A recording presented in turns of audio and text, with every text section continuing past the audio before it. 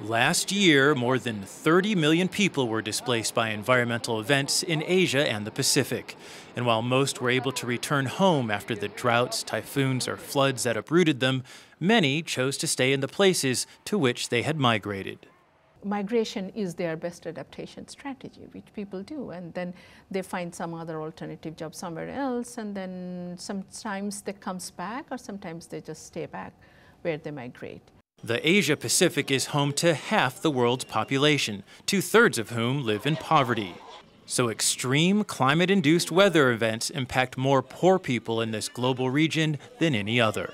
Climate change multiplies the poverty of the poor. When you talk about intensity of floods, storms, monsoons, water pollution, air pollution, these things impacts on the poor much more than, because the upper middle class or the middle class it can recoup and have resources to respond to this. Environmental migration is one of many several drivers of change, all of which are interlinked. Environmental migration needs to be addressed in the broader context of migration dynamics and managed within a development framework supporting social development and inclusive growth. Current migration trends show a clear pattern of rural to urban movement that is changing the face of cities across the Asia-Pacific region.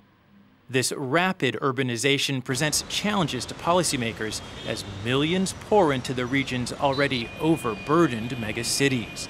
But there's another side to this urbanization, one which, if managed properly, can provide meaningful opportunities for environmental migrants as well as the urban areas into which they relocate.